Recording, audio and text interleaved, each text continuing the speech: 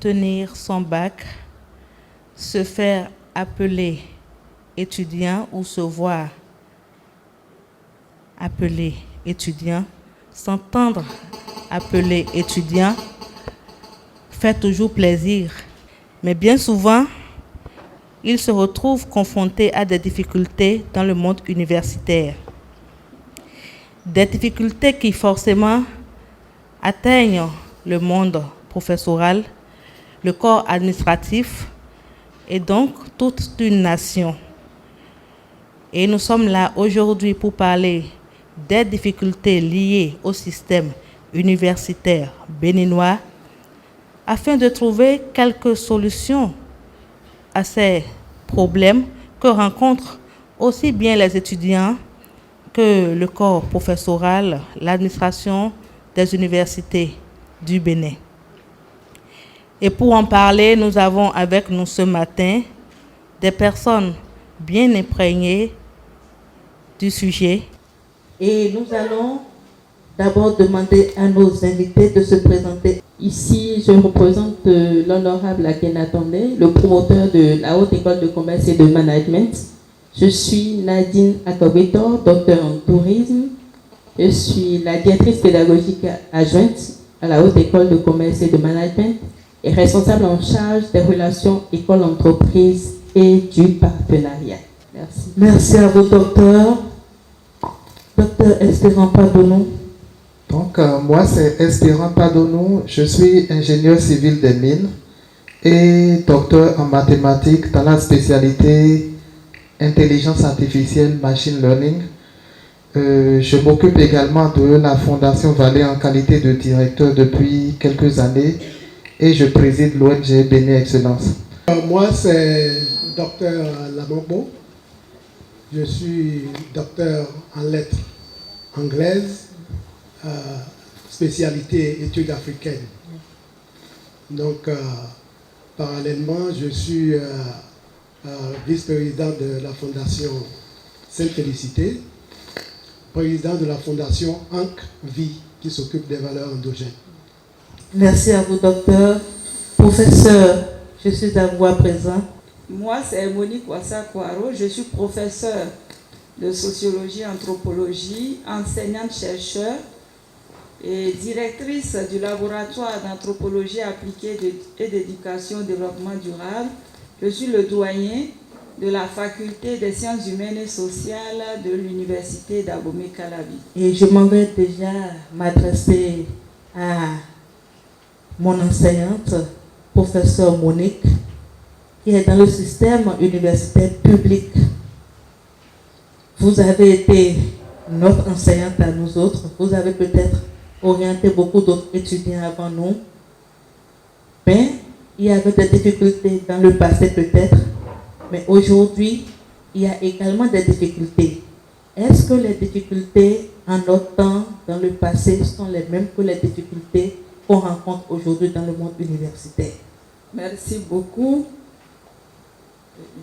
Je voudrais aborder la question des difficultés dans l'enseignement supérieur public. Comme vous l'avez dit, je suis dans le public et comme toute institution d'apprentissage, comme toute institution universitaire, et le système universitaire béninois et particulièrement à l'université d'Abomey-Calavi, nous avons des difficultés énormes, des difficultés en termes d'infrastructures, d'accueil des apprenants, les difficultés de massification d'étudiants dans les amphithéâtres, les difficultés d'accès même à l'institution universitaire pour des raisons de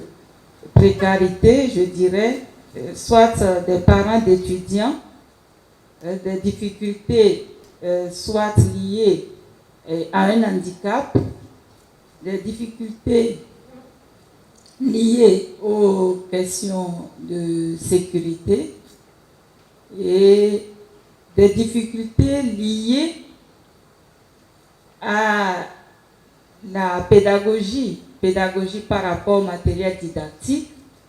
Vous voyez, nous sommes, comme vous l'avez dit en votre temps, nous étions encore à la pédagogie classique. Aujourd'hui, nous passons à la digitalisation. Donc, nous observons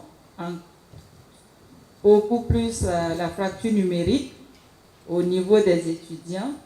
Et là, dans une approche intersectionnelle, ces disparités se ressentent véritablement.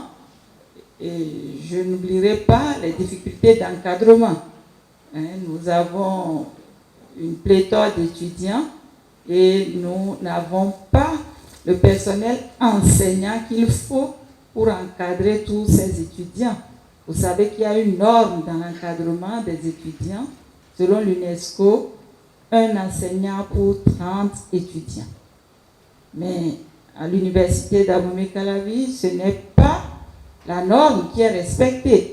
Nous allons de là, c'est un enseignant pour peut-être 90 apprenants, pour les petits effectifs dans les écoles et instituts, ou un enseignant pour 1000 étudiants.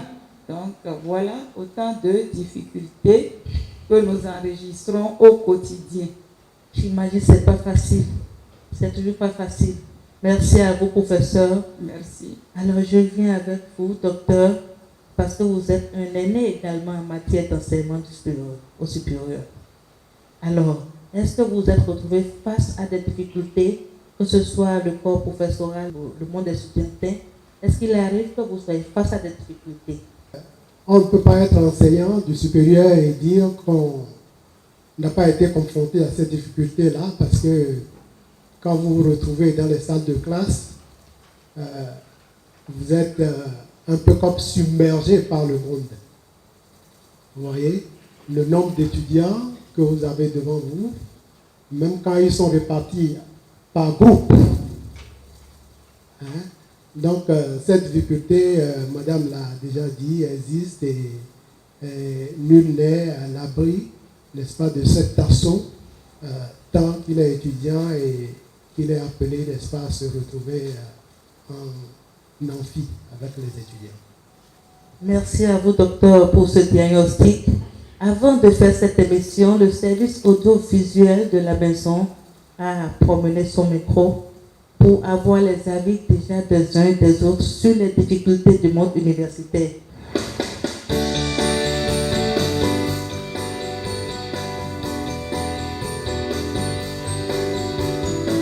Je m'apprête à faire une thèse en mathématiques et les difficultés que j'ai rencontrées jusque-là, c'est parfois en informatique où on n'arrive pas à appliquer certains cours. Par exemple, si on prend la programmation orientée objet, où on réussit les classes, on manipule juste les outils, mais on n'arrive pas réellement à voir comment on peut appliquer ça dans la vie active ou bien concernant un projet réel, comment on peut le faire. Nous n'avions pas des bibliothèques assez formées, assez qualifiées en réalité dans les universités qui vont aider les étudiants à vraiment s'imprégner des vraies connaissances. Nous remercions Béné Excellence qui est là, mais il est quand même loin, il n'est pas à proximité. Il n'est pas dans toutes les villes, il n'est pas dans toutes les régions, il faut venir nécessairement pour le voir. Donc, en termes de difficultés, je dirais déjà que la formation que nous faisons n'est pas totalement complète parce que voilà, on aimerait apprendre des choses beaucoup plus pratiques, des choses qu'on aura utilisées beaucoup plus en entreprise, des choses que voilà, on désirait réellement faire pour proposer des services plus concrets aux entreprises. Concernant nos professeurs, ils ne sont pas réellement payés ou soit à l'aise dans le système comme il se doit. Alors, chers invités, voilà ce que les uns et les autres pensent des difficultés liées au monde universitaire. Qu'en dites-vous? Merci beaucoup. Je viens confirmer ces difficultés, surtout l'accès aux bibliothèques. L'université, près de 64 000 étudiants. Moi, nous avons une seule bibliothèque et aujourd'hui, c'est l'ère de la digitalisation. Ils ont souligné le problème de connexion qui est vrai, Mais le plus gros problème, c'est le problème énergétique. Comment faire pour avoir l'énergie électrique à temps plein? On n'a pas l'énergie électrique à temps plein. Nous souffrons des coupures momentanées.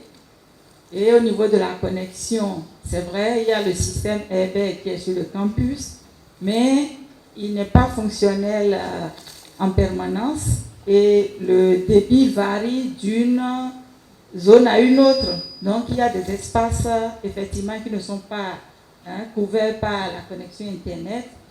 Merci à vous, professeur. Docteur Aïssi, je suis à vous. Alors, que pensez-vous de cette vidéo? Je pense que les étudiants ont relaté leur vécu, c'est la réalité de ce qu'ils vivent. Mais je voudrais passer par ce canal pour leur demander de prendre conscience réellement de ce qui les amène à l'université. Parce que dans tout ce qui se passe, ils ont leur part de responsabilité dedans. Parlons de l'Internet. Oui, à l'université, dans les universités publiques, ce n'est pas encore un fait, mais dans les universités privées, il y a un grand travail qui se fait parce que ça, c'est de l'entreprise, de l'entrepreneuriat.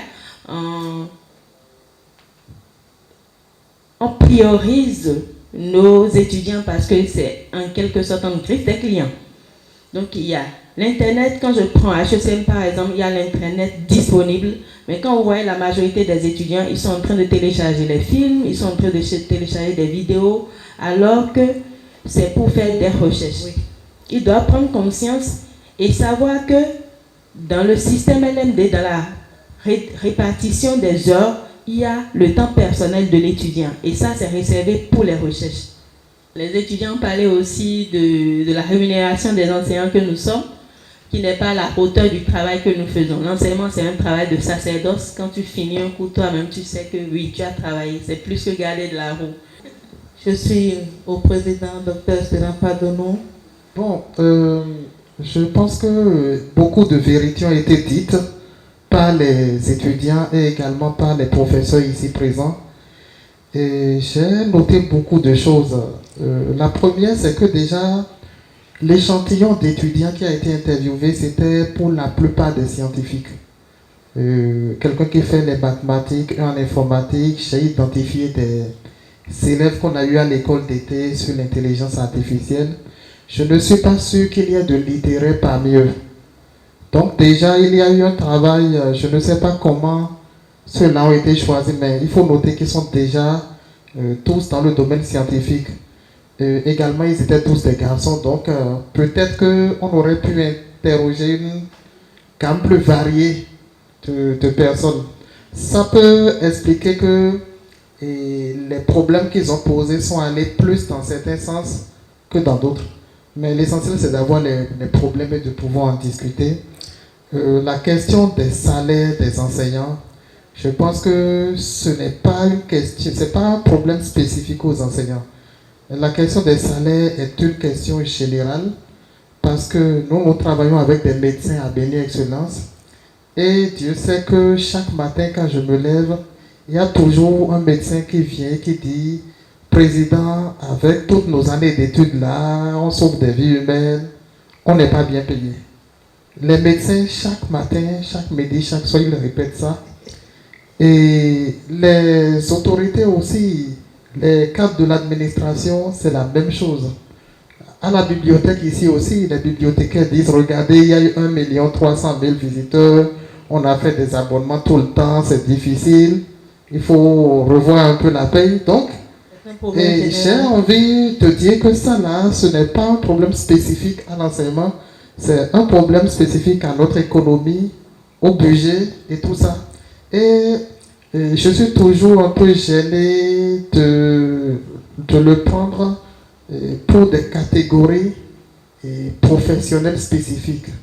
Parce qu'un médecin est important, un enseignant est important, un cordonnier est important, et celui qui fabrique la machine, qui répare les machines médicales, par exemple, est quelqu'un d'important aussi. Pour la question des effectifs pléthoriques, moi je dirais qu'il y a un besoin chez nous d'ouvrir la mentalité des élèves pour qu'ils aillent plus faire des métiers pratiques. Même si l'enseignement qu'on fait dans nos universités doit être plus pratique dans certaines disciplines, comme par exemple les mathématiques et autres. Je vais simplement finir par le constat que l'enseignement technique et pratique est 20 fois plus cher que l'enseignement général. Parce qu'il faut acheter des machines, il faut la pratique, il faut l'électricité, il faut Internet, tout ça. Et donc, on réclame tous plus de pratique, mais il faut pouvoir le financer aussi. Alors, je voudrais vous demander, en matière de bourse, puisque la Fondation Vallée, que vous dirigez, octroi des bourses, vous avez juste là donné peut-être combien de bourses? Bon, nous, les bourses Vallée s'obtiennent à partir du CEP. Donc, dès l'examen du CEP, on identifie les meilleurs élèves du Bénin. La plus grande partie est attribuée après le BEPC aux 70 premiers du Bénin, tout département, toutes séries confondues. Et une partie des bourses sont attribuées après le bac, par série, selon les moyennes et ainsi de suite. Donc, on tourne autour de 800 bourses chaque année pour des élèves et étudiants du Bénin qui étudient au Bénin. Et pour le Vietnam, la voilà, au Vietnam, il y a plus de bourses qui sont attribuées. Nous sommes à 2200 bourses par an pour les Vietnamiens. Et en France, on tourne autour de 350 bourses.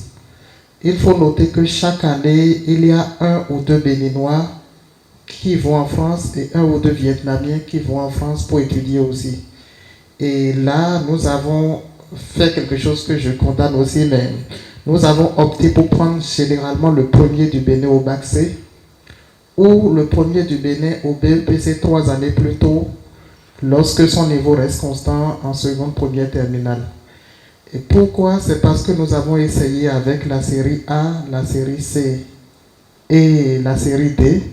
On s'est rendu compte que ceux qui sont bons en maths au Bénin, généralement restent excellents là-bas et s'en sortent sans difficulté. Même s'il y a la question de la pratique, mais ça se règle.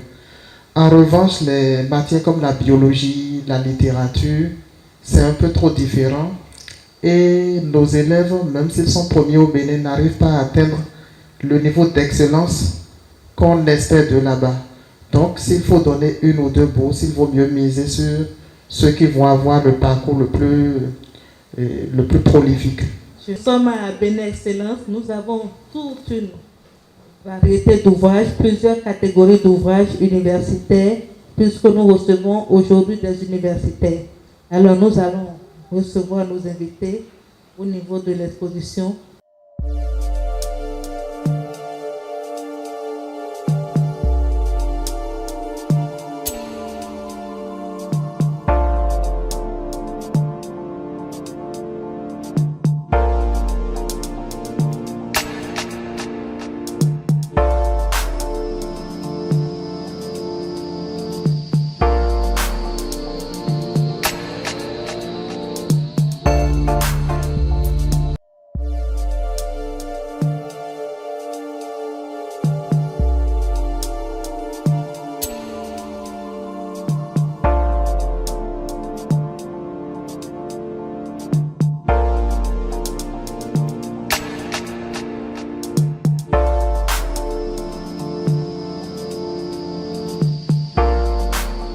Invités, la lecture s'est bien passée.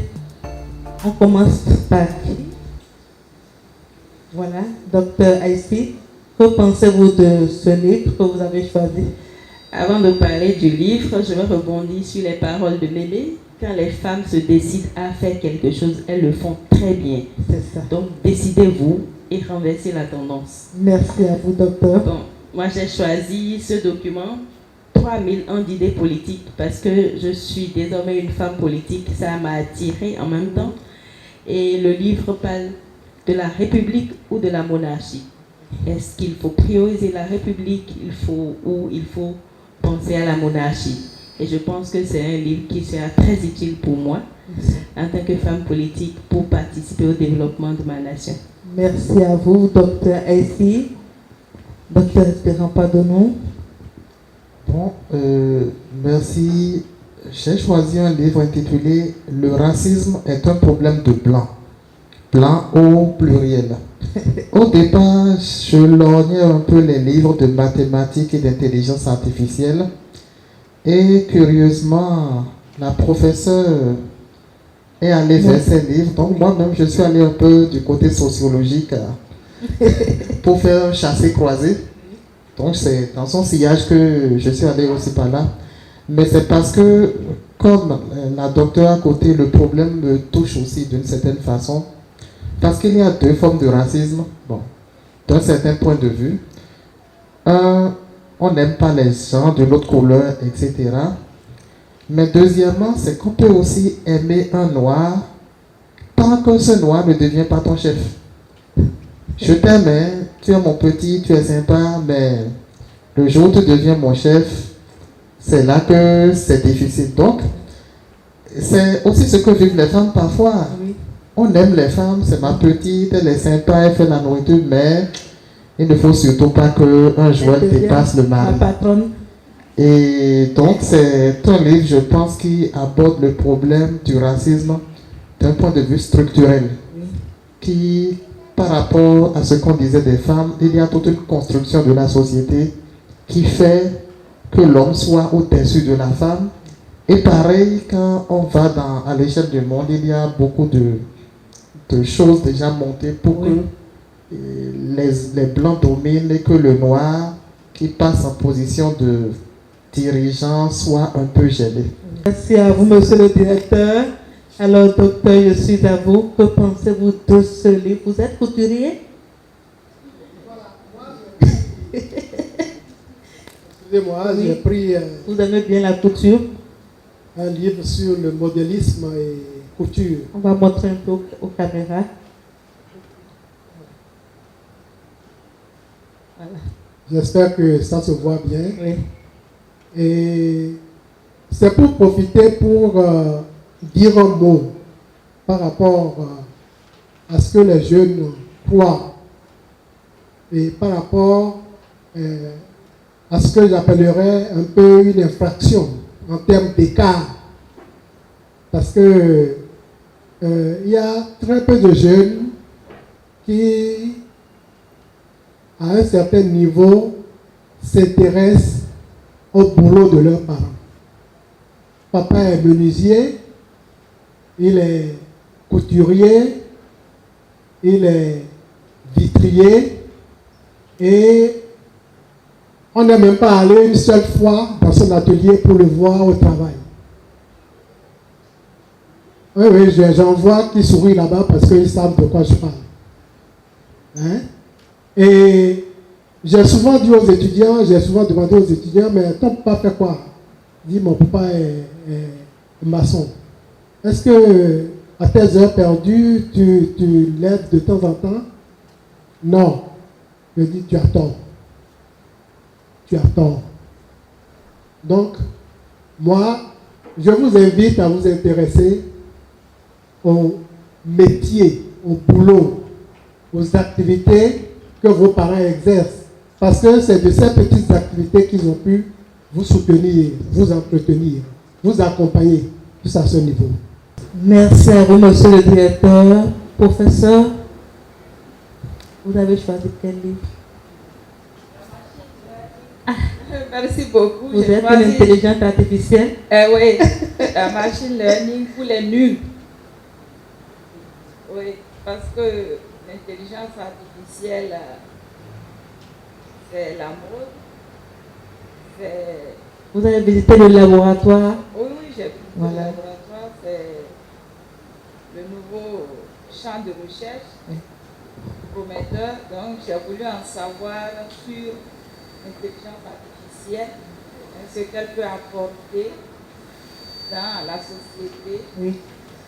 Ce que l'intelligence artificielle peut faire, par exemple, pour améliorer les conditions de travail des femmes, pour améliorer les conditions de travail des handicapés dont j'ai parlé avec l'intelligence artificielle, Vous voyez, on peut fabriquer beaucoup de choses pour aider, par exemple, les enfants en situation d'handicap à améliorer cet handicap ou même à le supprimer à la longue.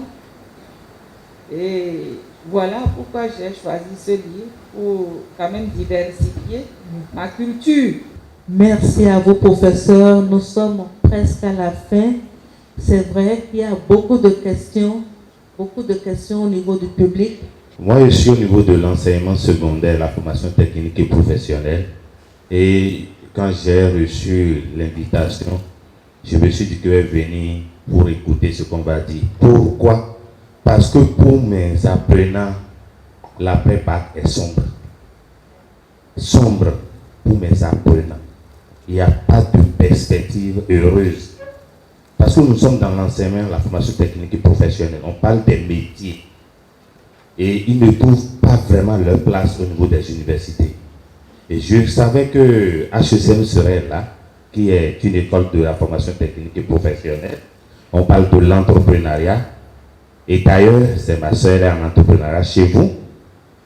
Alors, je suis venu juste pour demander à quel niveau vous vous positionnez par rapport à la stratégie nationale de l'enseignement, la formation technique et professionnelle.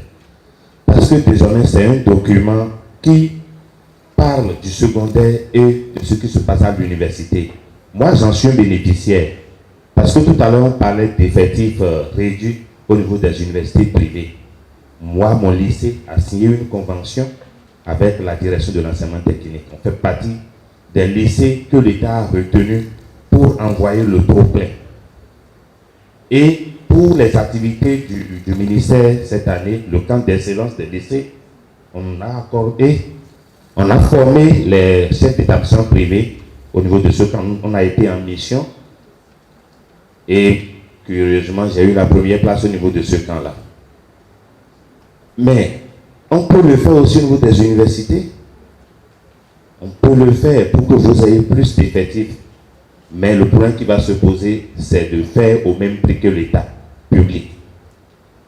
Alors, parlant de métier, nous on a des problèmes. J'aurais voulu, par exemple, j'ai Sainte-Félicité ici, j'ai HECM ici, j'aurais voulu que vous ouvrez une école supérieure de métier de mode de vêtements. Parce que moi, j'ai besoin d'enseignants. Vous imaginez que je forme mes élèves en second métier de mode de vêtements avec une personne qui n'a que le diplôme de technicien. Parce qu'il n'y a pas d'école supérieure pour ça. Le docteur Padono est là. Comment on va faire? Moi, c'est mes problèmes, ça. Vu que HECM a été pointé du doigt, je pense que en matière de stratégie de formation, rien ne se fait dans les universités privées en dehors de la ligne droite que l'État nous a donnée. Dans toutes les formations, nos offres de formation sont achetées chez l'État. C'est l'État qui nous impose le programme à suivre. C'est l'État qui nous vend l'offre de formation, les cours qu'on doit faire par rapport à chaque filière. Donc, quelqu'un qui a fait le bac en hôtellerie et tourisme qui vient en licence, nous ne faisons que ce que le ministère a recommandé de faire. Et quand nous parlons de HECM, c'est une école de management. Au collège, il a peut-être appris à cuisiner. En licence à l'université, il va beaucoup plus apprendre à manager, à gérer un restaurant, à gérer le personnel dans l'hôtel, à rester en front office et gérer beaucoup plus. Il y aura forcément un plus, puisque l'offre de formation du secondaire, c'est l'État qui l'a fait. L'offre de formation du supérieur, c'est l'État qui l'a proposé. Donc, il peut pas avoir exactement les mêmes choses. Web marketing. Moi, je voudrais aborder la question de la pertinence de l'enseignement qu'on reçoit aujourd'hui dans les universités. Moi, je remarque qu'on nous donne des cours, mais des cours qui n'ont pas forcément rapport à nos formations. Et on fait le cours, mais on ressort de l'université avec aucune notion pratique. On ressort de l'université, mais on ne peut même pas pratiquer le métier qu'on a payé pour apprendre. J'aimerais savoir, je viens d'apprendre que c'est le ministère qui décide des programmes que les universités donnent et tout. Mais qu'est-ce que les dirigeants d'université font pour que le ministère décide de mieux adapter le programme aux besoins des étudiants? Parce qu'on fait les formations, mais elles sont vides de sens. Désolé, mais j'ai comme l'impression qu'on nous forme pour ne rien faire en fait. On nous forme, mais on l'est. Et moi, je vais prendre mon cas. Je suis étudiant en communication digitale et web marketing, mais malheureusement, je suis dans l'une des meilleures universités du Bénin. Mais malheureusement, j'ai comme l'impression de ne pas faire cours en communication digitale et web marketing. Quand je vais me former... Pardon? Pourquoi vous le dites? Parce que quand je fais la comparaison avec les formations que j'achète sur les plateformes d'e-learning, j'apprends des compétences pratiques.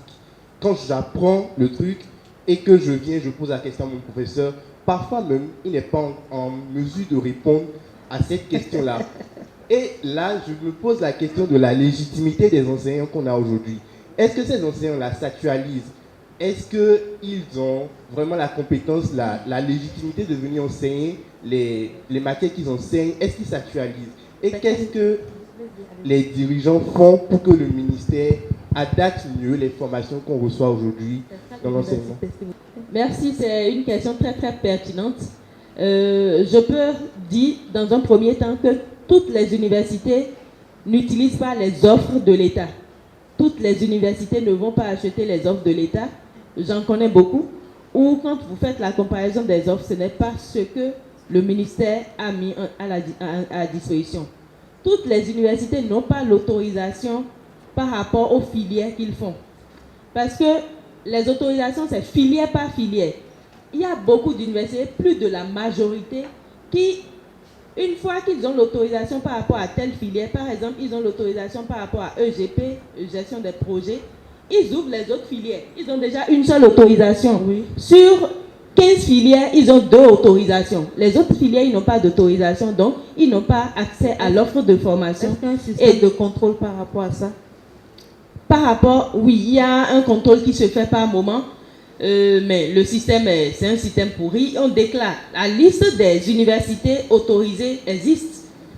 Ça existe. Donc vous, en tant que futur étudiant, nouveau bachelier, il faut aller vous renseigner sur les universités privées au Bénin qui sont autorisées à donner des formations dans vos spécialités. Avant de faire le choix, le problème se pose au niveau de l'orientation. Informez-vous beaucoup. Parce que le système de l'informel, c'est dans tous les secteurs. Beaucoup d'universités, je dis plus que 50% d'universités, exercent dans l'informel. Ils n'ont pas l'autorisation par rapport à la spécialité. Et du coup, quand ils n'ont pas l'autorisation, ils n'ont pas accès à l'offre de formation. Ils font de l'à peu près. Et il y a le directeur exécutif de l'ONG Benex, médecin de formation entrepreneur, qui va nous dire un petit mot par rapport à l'entrepreneuriat également. S'il vous plaît, directeur. Moi, je pense qu'on n'a pas un système de suivi assez conséquent pour permettre à ceux qui suivent cette voie de s'en sortir. Et aujourd'hui, en tant que jeune entrepreneur, on a l'impression de se battre contre le système. Lorsque vous créez une entreprise, tout de suite, on commence par vous demander des impôts. Et on commence par vous calculer des impôts sur votre chiffre d'affaires. Ça veut dire quoi? Que vous avez gagné de l'argent ou pas, vous devez payer des impôts. On ne vous aide pas à vous battre contre la concurrence déloyale parce que le système de surveillance n'est pas assez conséquent.